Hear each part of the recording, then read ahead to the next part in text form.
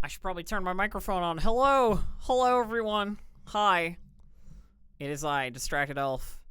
We are riding solo today, so I thought we'd just put our lovely Red Fog Raiders in Aabria's spot.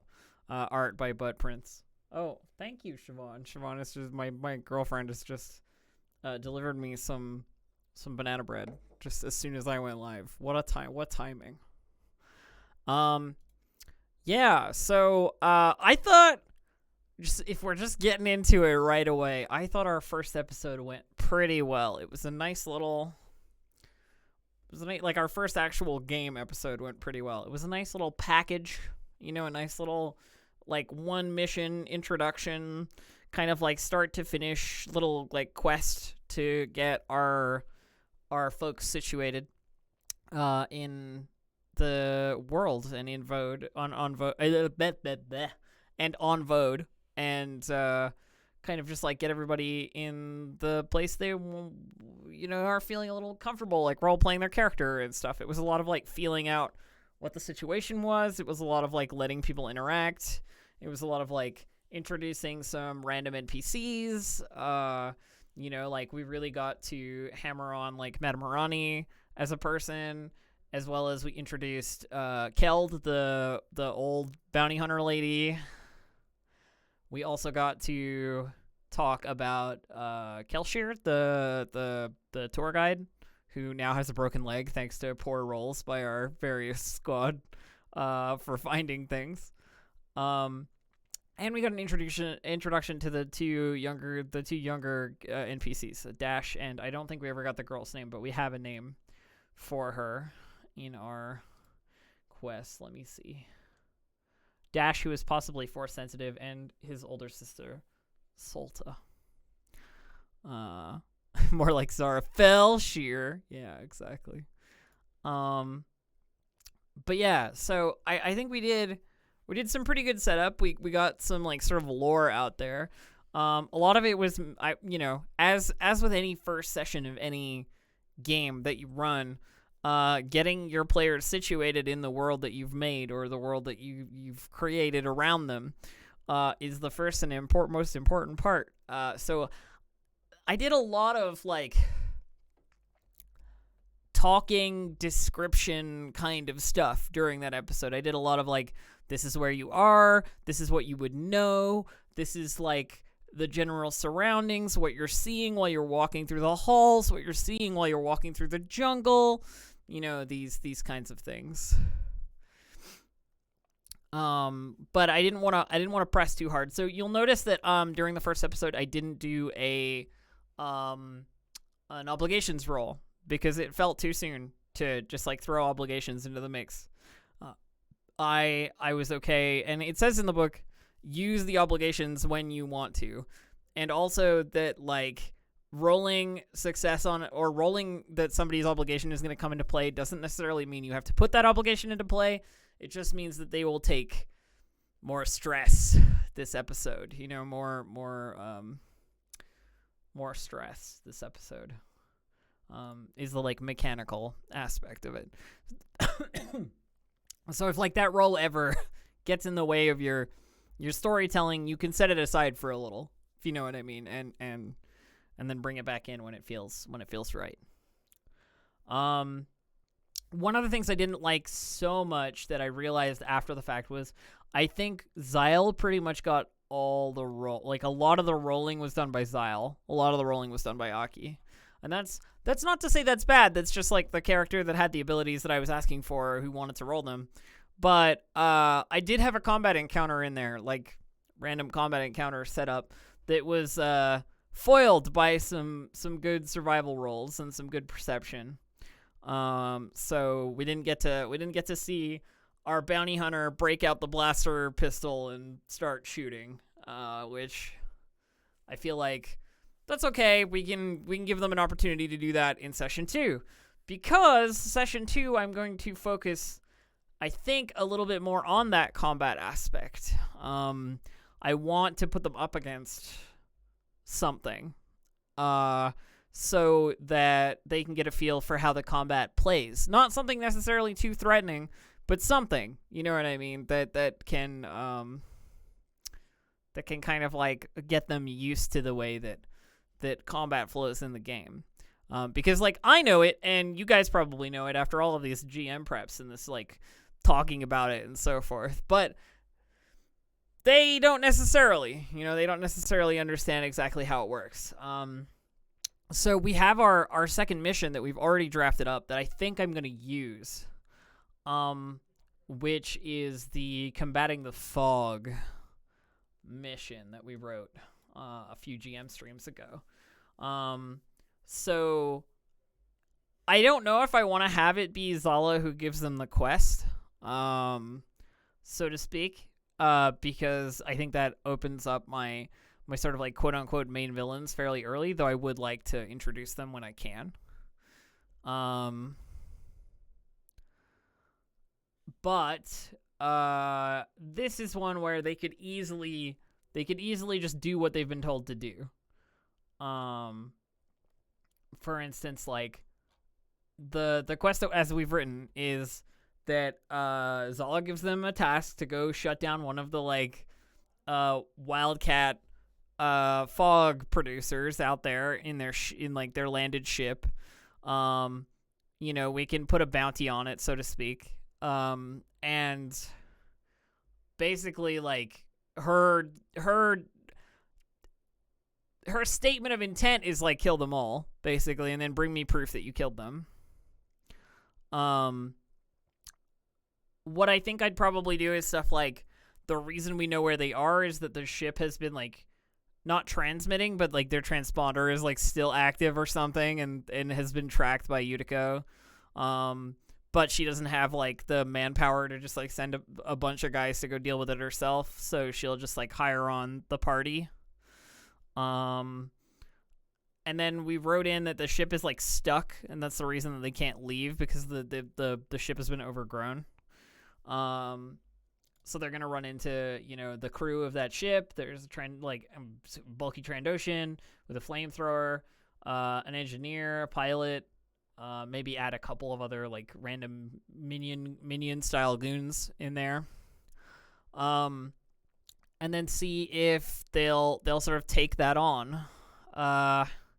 That's my thought anyway for like what I'd want to do next session. But there's always the question of like what the players are going to want to pursue. I've given them this nice juicy like mega hook in the commenting about the bounty for Panakata, the leader of the Fog Wardens out there. I put 100,000 Yutiko trade chits, 100,000 credits, quote unquote, on Panakata's head. And I have a feeling our bounty hunter is gonna want to like pursue that at some point. I'm gonna try and advise them not to go too quickly towards that, because I honestly think the Fog Wardens would hand them their asses. But it does mean that we will probably need to draft up some actual like Fog Warden minion cards and some Fog Warden enemies in case they decide to go like full Yutiko style and just like kill them. You know what I mean? Like, what I'm hoping is that bounty inspires them to go hunting for the Fog Wardens, and the Fog Wardens are like, why are you working for Yutiko? Yutiko are scum. And then we see like what turn we get from there. But that's like not necessarily what will happen, I can't predict who will shoot at whom, or who will say the wrong shit, or whatever, like these kinds of things. I'm hoping to have the Fog Wardens be a force for like good, or a beneficial force on Vode against Yutiko. But I mean, if the players like go at them, then that's what it is. Fog Wardens could all be rivals with Pana as a nemesis level. Yeah, I sort of agree with you, Rayfanan. We don't want to put them at like minion level, because we're talking about like elite warriors, one or two of them is kind of like a problem. And yeah, we can feed them info from the lone bounty hunter who came back. So we looped in the gym in like a quick reference to a bounty hunter who's like, of the 12 bounty hunters that Keld knows have gone off after Panakata, only one of them has survived. And that person is in Carl's gym, whatever Carl's gym is named that day, which, by the way, we have a rollable table for. What is Carl's gym called? Because we couldn't come up with a name for the gym, for Carl's gym. So while our lovely friends in the Discord were talking about it, Butt Prince made a D100 rollable table of gym-related titles because Carl rebrands his gym all the time. So, we've got Carl's push-ups and takedowns. We've got Carl's Galactic Empire of Muscle. We've got the 6 Sides of Death. We've got Feel the Burn Burnout Bunker. We've got the Flexagon.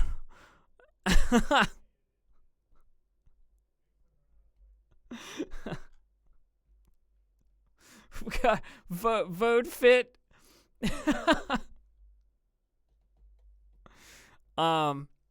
Yeah, exactly. Carl keeps trying to change it. It's named like the Hexagon. And Carl keeps trying to change it. It never sticks.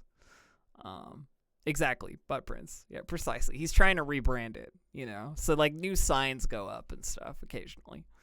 I just thought that was worth mentioning because that's a really funny D100 table. Yeah, I credited in the table as well. Vote Fit. Credited to Pinways and Twitch chat for this one. See?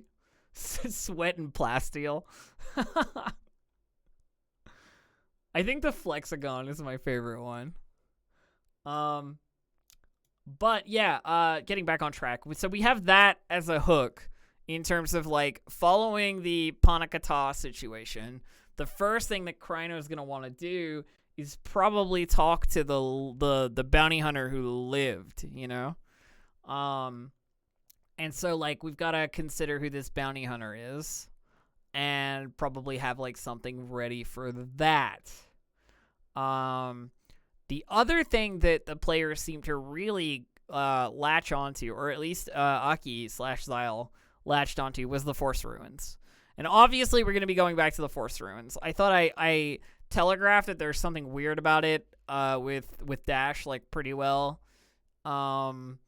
And, the door that you could go through, but that nobody did is like it's like a big ol', like, come back later, sign. So we've got that, ready to go as well.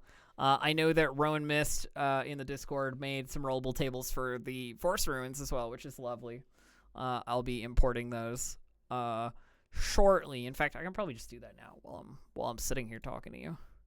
I always like to have some stuff in my back pocket in case I'm not, my brain just shuts down and I can't think of like what we're gonna have happen next, and rollable tables are my absolute favorite thing for that, where I can just be like, I don't know, but let's find out, and then just like rollable table some stuff.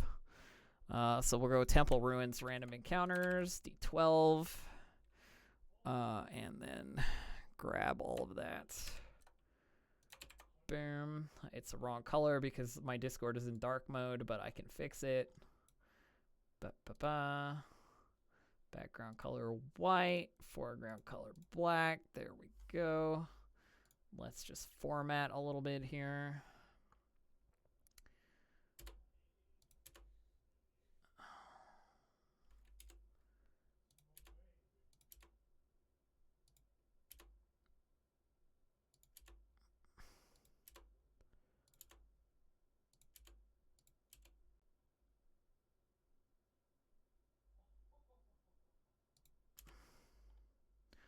We've got fun stuff like characters pressing a pressure plate on the floor, flooding the tunnel. Chorus of slime slippers used out of the wall. Vibrations of the character's steps dislodge fungus-covered rubble above. Tunnel slips down into a flooded area full of hidden Zarglers. Just good random stuff that could happen. Which I think is pretty good. So we'll just add some of that in. for the future. There's also a wonderful Temple Ruins random treasure setup here as well, which I will also quickly add. Our unoriginal poster and I piece together an authority. Knew how to run in with the Warden's Big Cheese in the NPC tab. Oh, okay. We already have like a template for our survived bounty hunter. I like it. I'll take a look at that in just a second. I love doing this stuff with chat because it feels hella collaborative, and I love that. Oh, I need to format a little bit. I also need to do...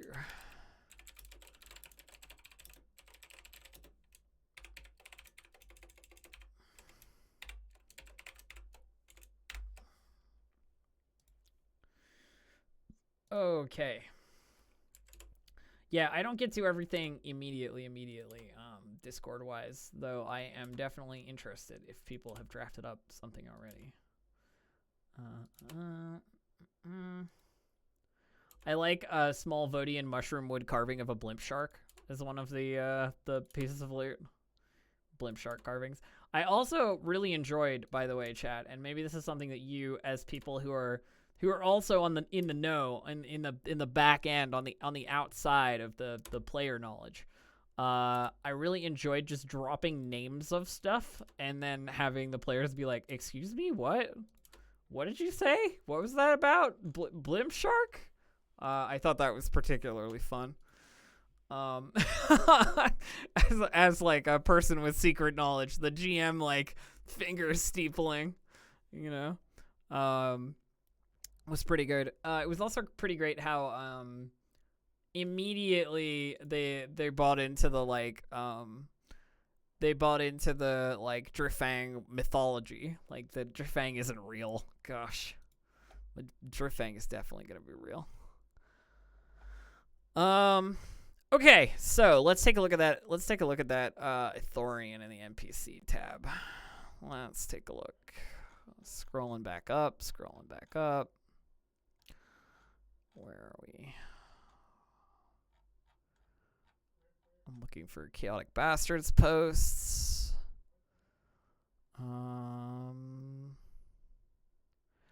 Former smuggler that used to work with the chef for exotic ingredients acquisition, pulling an emergencies before ordering a run going bad under an allergy. Now regular Carl's gym, lingering nerve damage.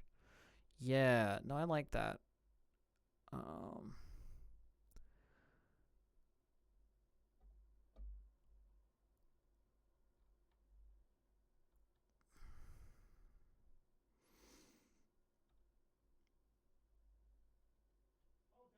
I'm just reading through the Discord quickly. Yeah, Takeda is hired as a smuggler for wrong fog. Drug labs attacked by Utica goons. Takeda takes a dose to his life. Yeah, all right. There's a cool Ithorian that we can use. Let's grab them. They will be our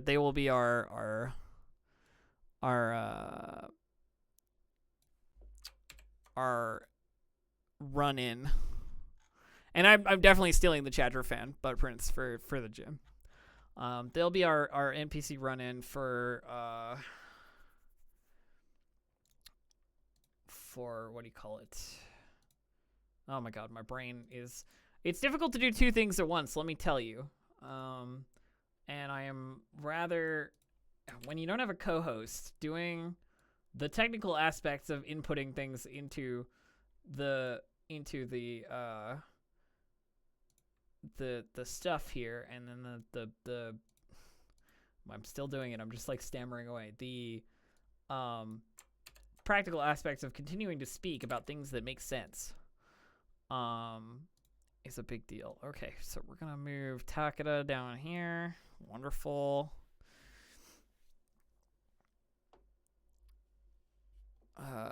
And yeah, the Chadra fan gym member is particularly good. I like the art as well. Bud prints, very classic bud prints at this point in time. Let me grab it so I can show folks what we're working with here.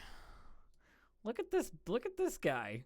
Oh, I didn't mean to upload it. I meant to just open it. Like, well, I'm gonna upload it anyway, but you know what I mean.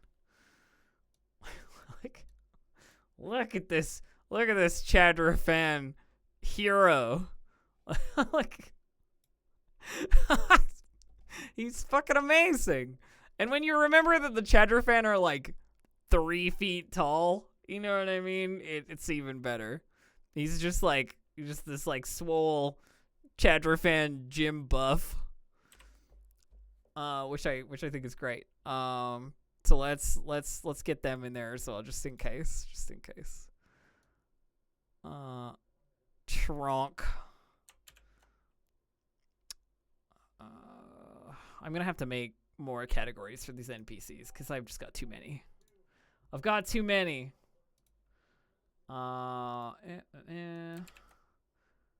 Trunk.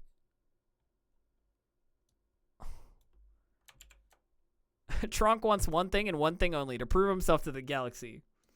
He's dedicated on taking only the greatest challenges. Why is that? Why did that come out weird?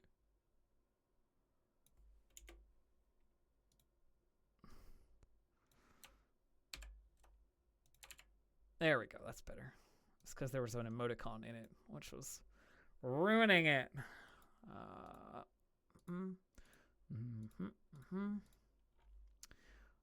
Anyway, what I was saying, greatest challenges, both on the field as a bounty hunter and in the gym as a power lifter. In battle, Trunk wears a suit of heavy armor of his own design, painted in the same pattern as his fur. He's armed with a beetle horn-shaped shock lance and a wrist-mounted blaster. He is the perfect little gym bat. I love him. He's great. Let's put Trunk on the list here. So we've got like 3 viable and we've got a lot more, but we've got like 3 viable like NPCs for the bar, for the gym already when it comes up. We got Carl, we got Takadaha Winterwind, and Trunk. And I like all of them. They are fantastic people. What I'm sort of thinking to myself is how do I want to have them have a run-in with the Fog Wardens? Because you know it's going to happen. It's just like, do I wait until they try and go after the bounty? I've like already kind of broadcast that they've been watched at the ruins. And I think if they go back to the ruins, there's going to be an ambush. Or not an ambush, but like a party waiting for them. Because I'm sure that the Fog Wardens are also in some way interested in the ruins. I don't think it's anything to do with like force sensitivity. I think it's more that they don't want people like messing around with stuff that could be like further like commercialized, capitalism, you know what I mean? About the ruins. I think it's more that they just want people to leave them alone. Than actually like that they need anything from them. Just because I don't want to make anything or everything about the Force. You know what I mean? I feel like Star Wars suffers a great deal from everything is about the Force. I think it's more that the Fog Wardens consider the ruins to be like, yeah, within their watchful eye. Yeah, they probably like keep an eye on it.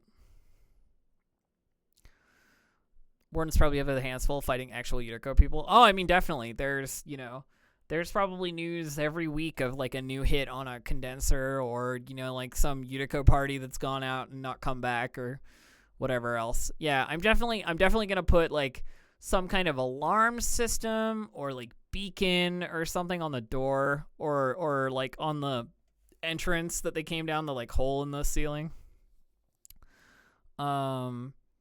So I think that's part of it. If the players want to disturb the ruins like more particularly, then we'll have something sort of lined up for them. But I don't want to play the real. If the party's in trouble, the wardens could help them. Yeah. I thought about that with wildlife when I was rolling for dangerous encounters. I was like, if I roll something really nasty here, then I'm going to have the wardens show up and help them. The thing is, I don't want to play all of my cards super early. You know what I mean? Because I can see some threads of where this is leading. How many wardens are there? Do we have a number? So they're like a decommissioned special special forces unit, basically. So I don't know what the reasonable number of them being alive is. But if somebody has more like particular military knowledge or what have you, like feel free to shoot me a reasonable number and we'll see. I can't imagine there are a great number of them. Like maximum 100, like maximum. Probably more like 40, 50. It's probably reasonable.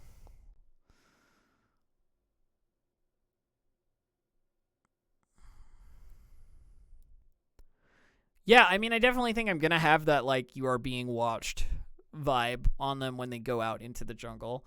I want to see what they do. So like my main view for next session is I want to see what they do with the fog shiners. You know what I mean? Like what do they do with Trask and the people that they're gonna be sent after by Yutiko? Like, do they fulfill the kill them, bring back the proof that they're dead? Or do they, like, help them out? Do they pretend to kill them and take a piece of proof to, like, try and trick Yutiko into thinking that they're dead? These kinds of like, all these kinds of things. Like, there are a bunch of possibilities, and I think feeling out how the party will respond to that is interesting. I think that if Kryno takes on a job, he's going to do it exactly the way it is advertised. I don't think the others are quite as cut and dry, but I definitely think that Kryno seems to be the kind of dude who's like, deal's a deal, like I said I was going to kill you, I guess you're dead now. Like, that's just the read I get from the way that Gabe is playing him. So I want to see if that like shines through. It may also be a matter of like, is it a bounty versus isn't it a bounty? And that might change the way that the behavior goes. I can't imagine that the wardens really care about the most of the Wildcat settlements, Emerald Lily, asking if they stay separate or not. I imagine that the wardens are very much their own thing. There are probably very few people that have like the ability to go and like treat with them or anything. You know what I mean? It just seems like they would mostly be sort of like not isolationist, but like like very circumspect. Aren't the wardens against all fog consumption? Yeah, they mostly don't want the fog to get out there. At the moment, they stay as hidden as possible, and they take their opportunities where they may. They realize that they're outnumbered. I mean, we're talking about like 1,000+ employees of Yutiko, you know what I mean, versus like the 40 or so fog wardens hiding out there. I imagine they have an almost rumor like quality, if you know what I mean. Like people either, it's like telling a ghost story. Some people will believe you and some people won't. And like the big bounty is just proof that somebody really believes in it, kind of thing, more than that like it's necessarily like out there. I did like getting to tease the possibility of a Rancor. And also, the Driftfang stuff is good. Got to keep those things in mind for like further teasers. Got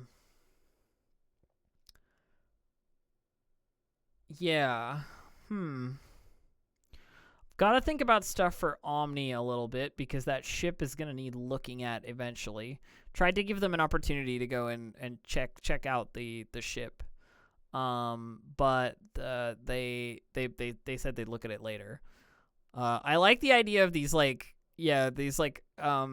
electrified fences almost that keep out the wild growth, like they burn away the wild growth that tries to grow over them. That just like came to me while I was trying to describe the Vodian like footpaths and stuff. The I think the MC-18 is going to be an interesting fix. Yeah.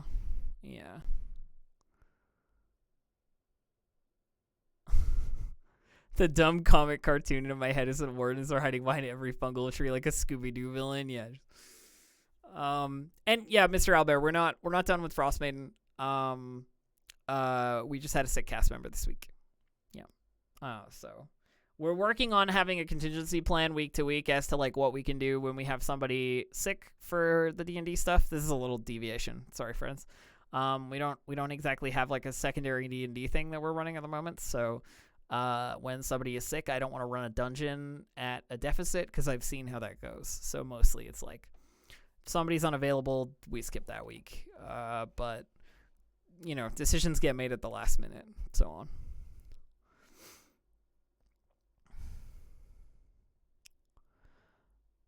on. What are some other things that we could hook them into that we haven't yet? I feel like we haven't made like a strict Utico connection yet. I've mentioned like Utico being sort of like omnipresent and like everywhere. And of course, Mabel knows a lot more than the others. Mabel knows how Utico like started, becoming what it was, and rather than what it or started becoming what it is now, rather than what it was. Mabel knows about like the Imperial withdrawal from Vode when the Empire started to collapse after the death of the Emperor.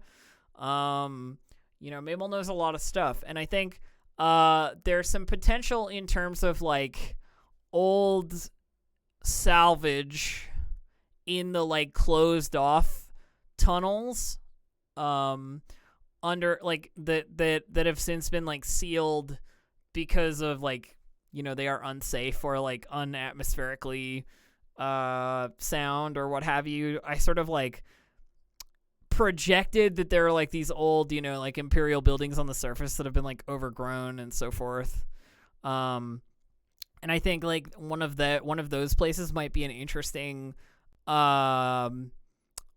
like salvage operation for pieces that Omni might be able to use.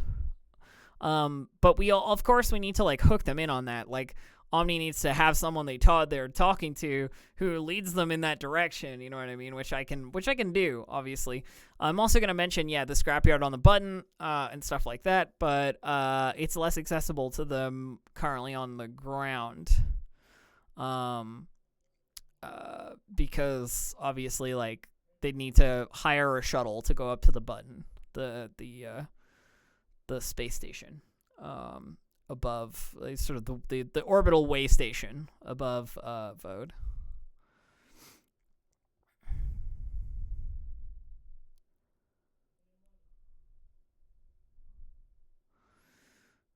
I mean, I like the idea of a scavenging team, but I don't think we need to go quite like guild or oriented, you know what I mean? We just like another team of local adventurers, quote unquote, and I can stick a Jawa in there, and I want a Jawa in this show.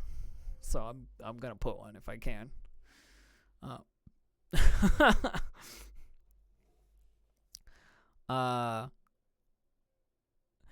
Oh yeah, maybe we do the like, hey, I've got like a big stash of spare parts and all kinds of ships and all kinds of stuff, but it's like up on the button. But if you can get me this like one rare like component from an Imperial console in like the abandoned buildings out there, maybe we can like make a trade, like so it's not, you're not looking for parts of a hyperdrive, you're looking for some Imperial control board or the data stick that contains the logs of all the shipping during the Empire's time here or something that this guy wants, that he'll trade like his pile of scrap for.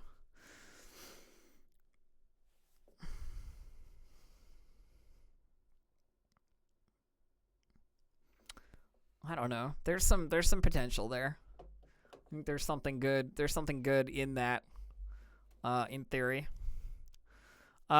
People have also been hard at work on the wiki as far as I have seen in the Discord. So there's some great wiki related like if you're looking for an NPC, there's a lot of stuff in there, which is great. Yeah, we have our own wiki. This is just as a complete quick aside, by the way, friends.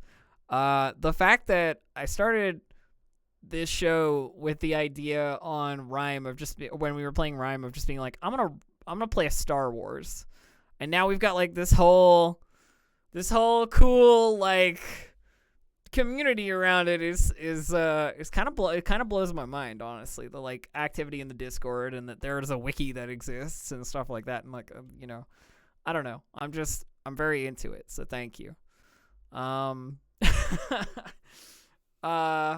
Yeah, so I think that's potentially a good idea.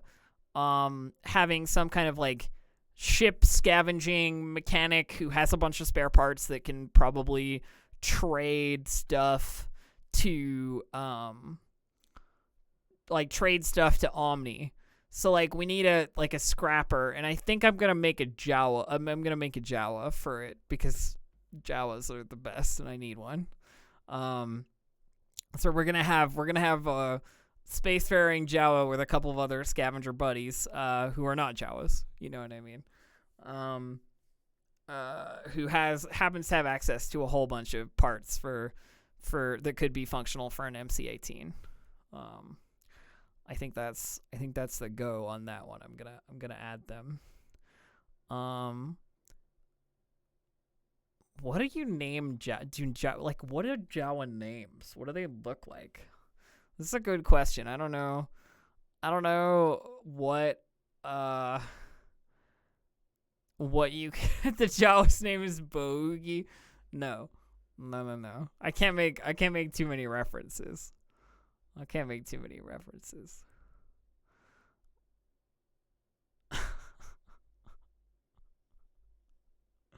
I like it, but no. +1 for Bogey. Bo for short.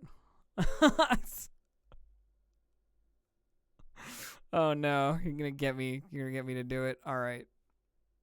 Okay, cool. Well, let's add him. Let's add him to the list. I'm cool with it.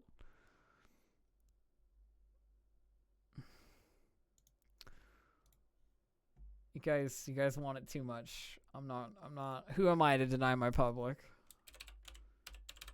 I'm just gonna have him call himself Bo, but it'll work.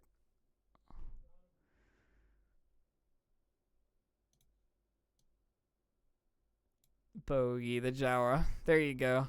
I did it.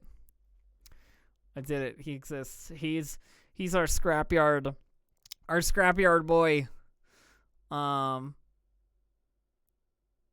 Bow suck. Yeah. That's definitely more subtle. I like that better. Let's do that. It's still a reference, but it's a much subtler reference. Let's do that. I like it.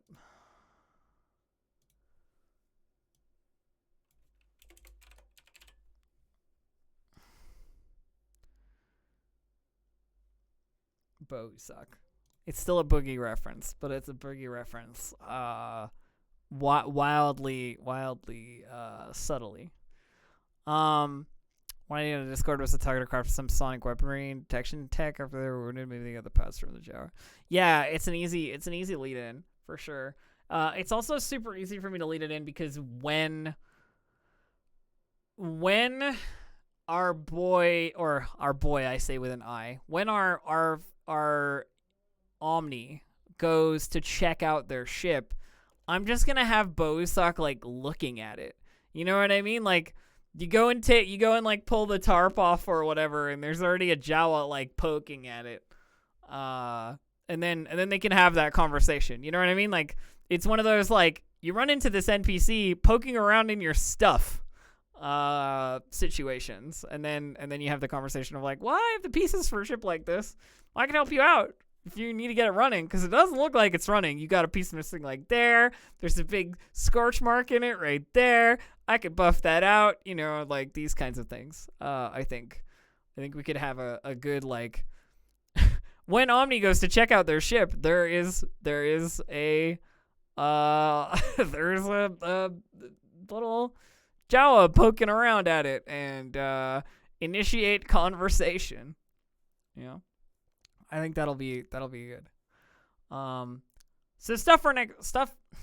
Just to reiterate, because today is not going to be a long GM session. We're only planning for like next episode, which is great. And without a co-host, it always becomes more difficult for me to just like ramble on forever. So to reiterate, for next episode, the stuff that we are considering, can Bowie Stock have a big hat? Done. Original, unoriginal. For next episode, the stuff that we are considering is our little scrapyarder here to connect with Omni. We have the potential hiring of Kryno to take care of a bunch of fog shiners out there making Zala annoyed and Yutiko in general annoyed. The reward for that is pretty good if they bring back proof. 1,000 Yutiko credits, which is pretty nice. And then the other thing is the Force Ruins and potential like narrative setup of the Wardens watching when the party ventures into the jungle. Also, of course, the gym. Carl Haramir's hexagon. The gym set up and potentially talking to the surviving bounty hunter Takeda Winterwind, who went after Panakata's bounty and is the only one to have been known to have survived it without success. And we'll get Tronk in there just because, like, I want to see Tronk beating someone up in a hexagon.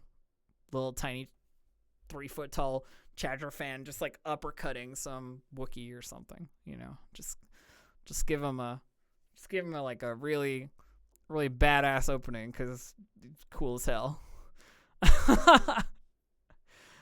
I think that will probably be enough for episode 2. Like, that's enough space, you know what I mean, of like stuff to like fit into an episode, I think. The other thing is, I did say to Dave not to just like buy stuff off screen, and that we want to have like potential purchases. So it may be that we co-opt our Jawa friend for like a hallway stall of like goods and salvage, and we do the introduction that way rather than the way that we were thinking. Basically, they're just like a floating opportunity scavenger, you know what I mean, that we can use when it feels sensible to use them, and start that conversation with Omni. I think that's kind of what I'm feeling in that regard. If they decide to go straight to the Imperial ruins, it's gonna be a lot of the overgrown Imperial buildings. It's gonna be a lot of narrating. For me, of course, I'm gonna have the Jawa super low ball and offer to buy the ship. Jawa's gonna be like, I'll take it off your hands for like 2,000 Yutiko trade chits. Like, I mean, it's basically scrap. It doesn't fly. We're definitely gonna have one of those, chaotic bastard. If they decide to go for the Imperial like ruins right away and like try and follow through with like what Bo Usock would give them, then we'll have to think about like what kind of threats the Overgrowth possesses. Things like the wildlife, the Zarglers are a great threat for like, you know, water and puddles and so forth. Like Vodian wildlife in general is going to be like the problem, as well as I think some like Vodian plant life, which I will come up with as we go. I don't think that they will go directly in that route. I think if there's a chance to like blast or something, then Kryno's going to take it, and that means our flamethrower Trandoshan boy Trask is probably in trouble out there in his little ship. So I think I'm pretty good. Set pretty well there. You know, we'll have some like Venus flytrap gravity grabs and stuff in the ruins. That seems like a good good way to set that up as well. Um, I'm not the one thing I'm not entirely sure on is the way that I set up, like, essentially Utico's CEO is like president of the planet in terms of like how much Utico controls. So I don't know if I want to set up Zala as the first Utico conversation that they have.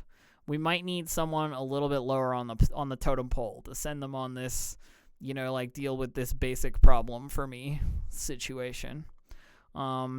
Because do we want to introduce our biggest, baddest people like right away? I don't know.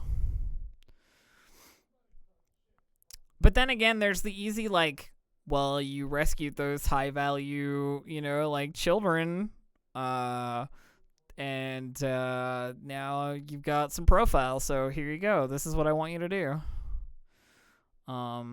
Which I think is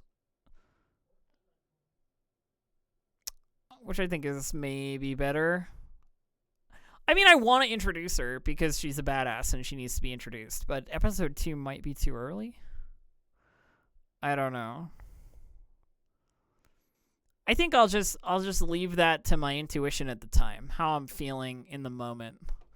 And we'll have a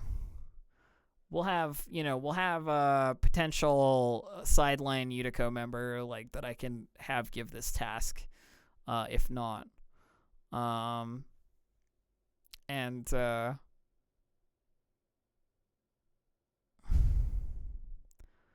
Could have her sparring in the background, right to be flirted with by Aki. Yeah.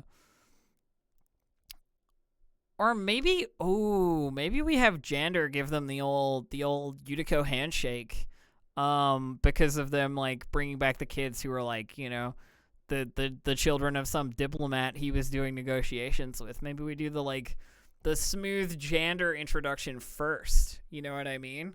We give him the old Utico politics, smile and a handshake, and Jander photo op style situation before we introduce Zala properly.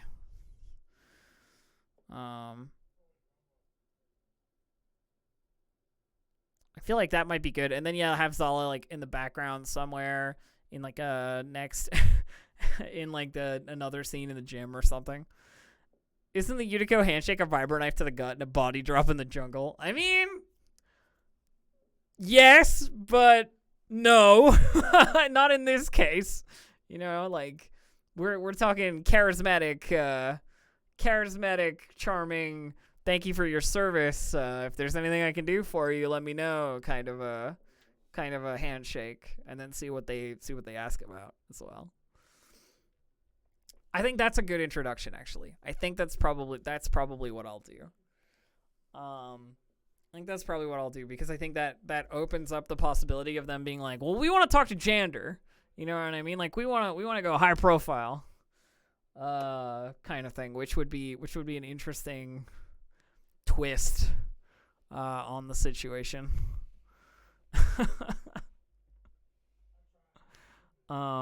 Later on, like if they know who he is and like have had brief face-to-face contact, they will feel that they are entitled to more interaction with the NPC, if you know what I mean.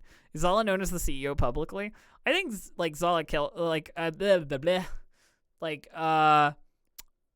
Zala Rax is like, the Rax name is the name of the previous CEO. Like her dad was, whoever, Rax, Mr. Rax. So like if she were like to be fully introduced, you'd probably know that she were the person in charge currently.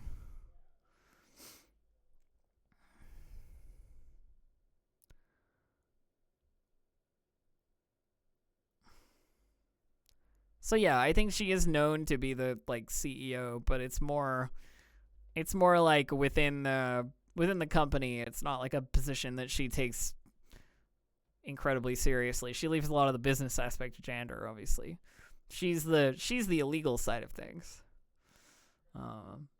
Sort of like, don't ask me about my business and you won't have to know about my business, and plausible deniability sort of situation. Their PR team must work overtime. Yep, just always. I mean, Jander's like the head of that public relations, the head of that, like, you know, like forward-facing negotiatory situation. This is the guy we're talking about, by the way. Look at his smug face. I love it. He's so great.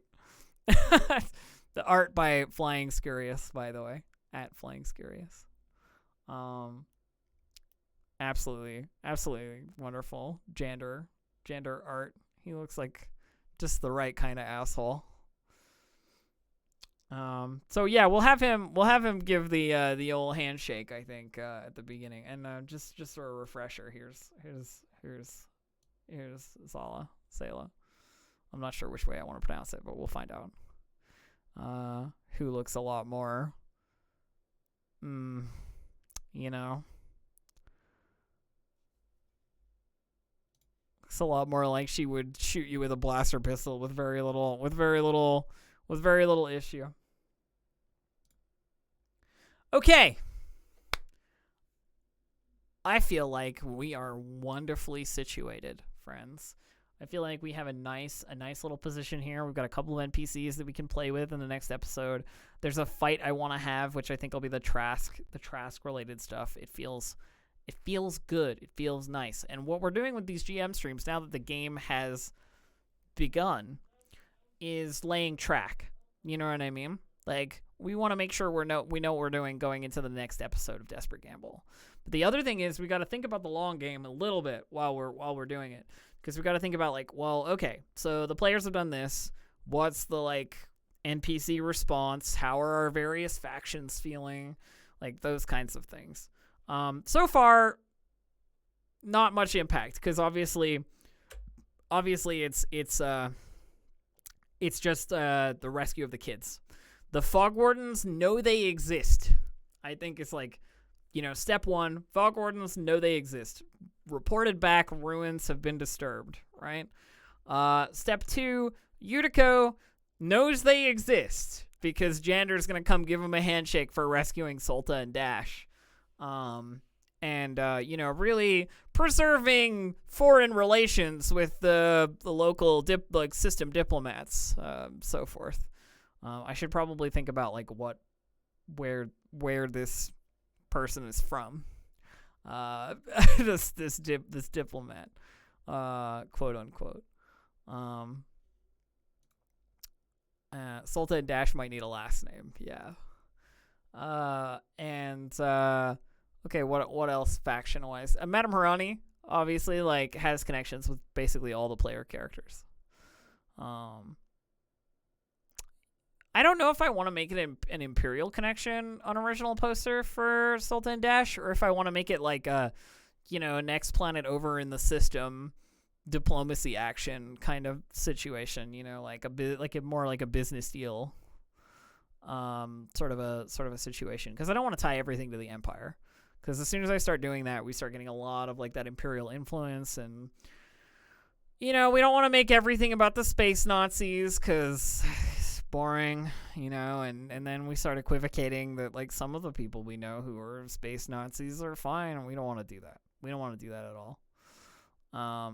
The Empire is bad. It's a bad place, generally. That isn't to say there can't be redemption, but I don't want to. They were business partners, weren't they? Yeah, I mean, they were. Any Core Worlds nobles? Yeah, some Core World are looking to import some stuff. I think it's probably, like, a good way to do it.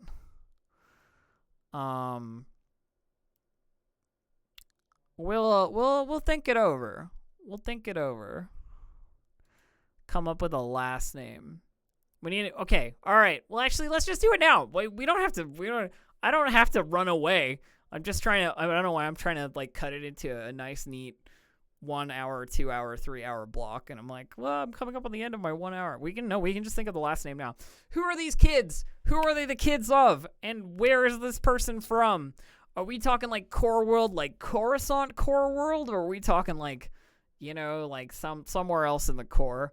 And are they looking to import quote unquote Funklewood furniture or like Funklewood supplies?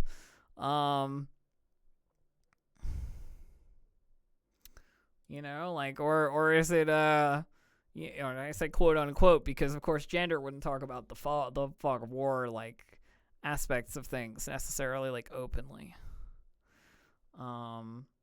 Let's make an NPC just in case they ask about him or her. I don't know yet.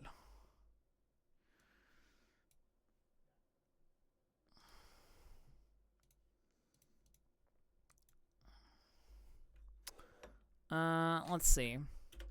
So we have Dash and Solta. We need a nice Star Warsy last name. Human, obviously, Star Warsy last name.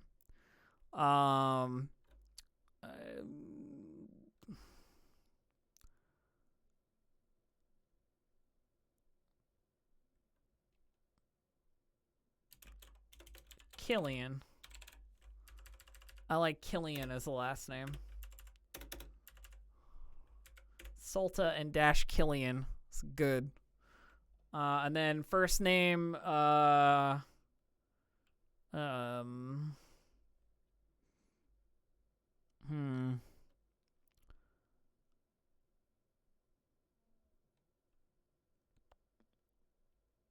Dallahan. I like that. Dallahan Killian. Bam. Dash Killian is a hella good name, right? Yeah. Damn, this kid's gonna be an adventurer someday. He better be. Dallahan Killian is a great name. And I think you're right. I think they're actually there for the Funklewood imports for like core world luxury. They're from I think I'll just leave it at the core worlds. And they're there for like the actual legitimate imports more than the Fog of War, or at least that is what is told to our fair party, because I don't think that either Dallahan nor Jander would discuss the actual business like if there were any underhanded dealings with a bunch of scruffy looking nerf herders like the party. Yeah. And I'm sort of imagining like a goatee having gray-haired human man in like a nice like Star Wars style like robe suit thing kind of deal. Maybe they're luxury spaceship makers. Ooh, like a Killian Star Industries or something, they make the luxury cruise liners for the super ultra rich, the space yachts, and you need that sweet Funklewood interior paneling for that kind of thing. Killian Cruisers and Imports. Yeah, I'm going to add that to Killian's bio just so we remember.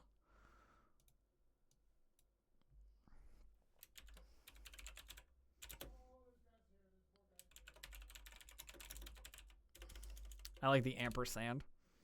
Need the ampersand in there.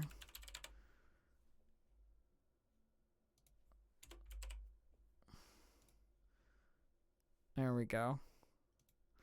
If it's great, it's a Killian's.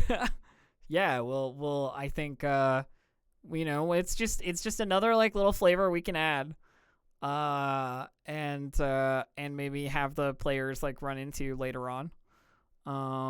It's also something I can have one of them make a knowledge roll about or something. When it comes to like knowing the name or knowing the brand, like Omni might know about Killian Cruisers and Imports as like a luxury thing. They've got like some dice they can roll on that. Maybe Dallahan's the kid's uncle. Yeah. Not a direct relation, but still in charge of them at the moment. Fun uncle, yeah. Let them go on the Force Ruin adventure and almost get killed. No, okay, good. We did it. I feel even better about that now. feel even better about that now. We've created a core world luxury cruise liner. I like the idea of basing them in Brental. Yeah. Rayfedain, the hyperspace lane, like Crossroads style of planet, where they make like luxury space yachts. There you go. We've just written something else that we can hook in later. Cool. I think I'm gonna call it there, friends. I don't know that I have a whole lot more detail that we need to like iron out. But of course, feel free to use the Discord to ping me or poke me for anything you might think of. I'm happy to interact. So if you're not in the Discord, you should join it. It's super cool. The Star Wars Desperate Gamble Discord. Obviously, of course, there's my stuff in general. I am Distracted Elf. You can find me at twitch.tv/DistractedElf or on Twitter at DistractedElf, where I am mostly at the moment on my own channel doing like League of Legends stuff with my partner. It's been really fun. We've been doing like ranked games and trying to get better at the game itself and learn things, and it's been fun. And obviously I do some other stuff for Roll20 as well. I run the game tomorrow, the game we've been preparing for here, Desperate Gamble, and I also currently am the GM of the Rime of the Frostmaiden campaign that we had a break this week, but we will be back the following week on Monday. Anything else that I need to go over? Oh yeah, if you like what we're doing here and you like Roll20, and you think I would also like to organize all my NPCs into a neat little line that I can put on a screen and refer to at any time that I want, then you should sign up for Roll20 today for free. It's easy. Roll20.net. Go there. www.roll20.net. It is the absolute greatest place to play tabletop games and not lose all of your papers. I forgot them in a binder somewhere a million years ago, and now it's been 3 months since I've played a game, you know what I mean? And they're gone. There's no way I'll find them. But in Roll20, you never lose your paperwork. It's right there in the campaign. So, yeah. Have a wonderful rest of your day, my dear friends, and I'll see you soon tomorrow for Roll20 Presents Star Wars Desperate Gamble. Bye-bye now.